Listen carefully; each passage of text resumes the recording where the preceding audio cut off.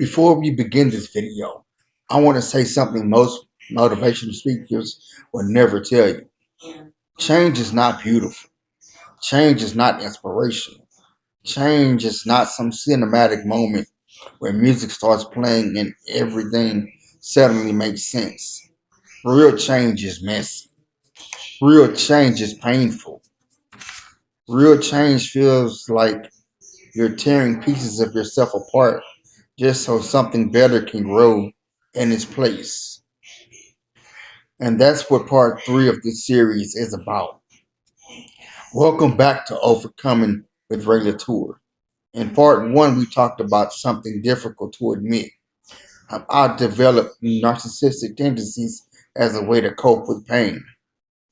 Not because I thought I was better than people, but because my mind needed to protect itself from feeling powerless. In part two, we talked about the mirror. The moment when you finally stop lying to yourself and start seeing the truth about who you've become. But today, we're talking about what happens after the mirror. Because once you see the truth, you can't go you can't go back to pretending. And here's the hard part. Awareness doesn't automatically create change. You can know exactly what's wrong with you and still stay the same. That's the trap. Understanding your problems doesn't fix them. Doing the work does. For me, the work started with something simple but terrifying: accountability. No more blaming my past for everything. No more blaming people who hurt. No more pretending my coping mechanisms were harmless. I had to start asking a brutal question. What parts of my life are the results of my own choices? That question hit me like a brick, man. Hit me right here.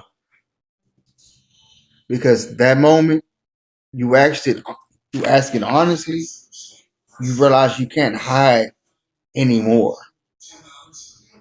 One of the hardest things about confronting narcissistic, narcissistic tendencies is realizing how subtle they can be.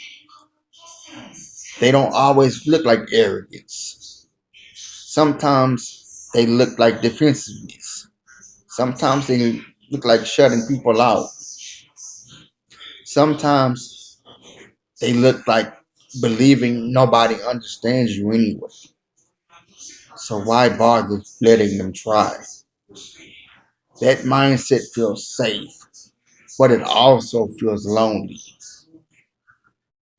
Depression makes this even more complicated because when your mind is already attacking you every day, you don't want to hear more criticism about yourself.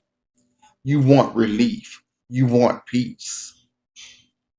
But growth doesn't happen in comfort. It happens in confrontation. And confrontation begins with yourself.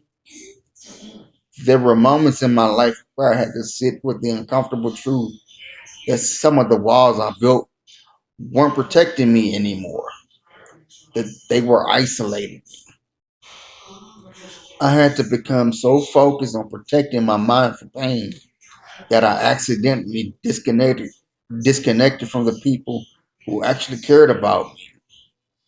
And that realization hurts, man, because you start wondering how different things might have been if you had faced those issues sooner.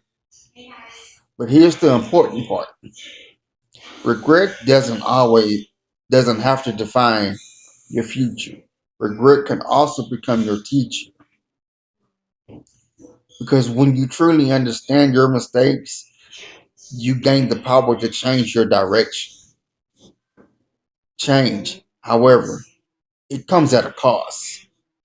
You can become a better version of yourself while holding on to the habits that kept you stuck. Some mindsets have to die. Some excuses have to disappear. Some defense mechanisms have to be dismantled. And that process feels like tearing down your entire identity. But here's the truth that I discovered. The person you were doesn't have to be the person you stay. Growth means evolution. Growth means learning. Growth means becoming someone wiser than the version of yourself that came before.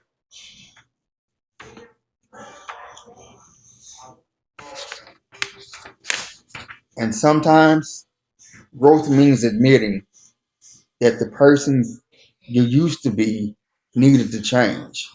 For me, that journey didn't just involve reflection.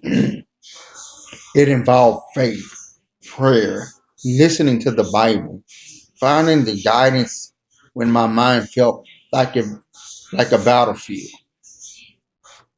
Because when you're fighting battles inside your head, you need something stronger than your own thoughts to anchor you. And faith became part of that anchor for me. But the progress isn't finished. Change isn't a destination. It's a daily decision. A decision to keep growing. A decision to stay humble. A decision to keep fighting the parts of yourself that want to fall into old patterns. In part four, we're going to talk about the most intense part of my journey. The moment when I realized something powerful. The version of myself that was built out of pain. The version of myself that hid behind ego and defensive mechanisms. That man couldn't survive anymore. He had to go. This is Overcoming through Ray Latour, where we remind each other every day to live, laugh, learn, and stay positive. And if nobody has ever told you today, I believe in you. And together, we keep fighting. I love you guys. Thank you.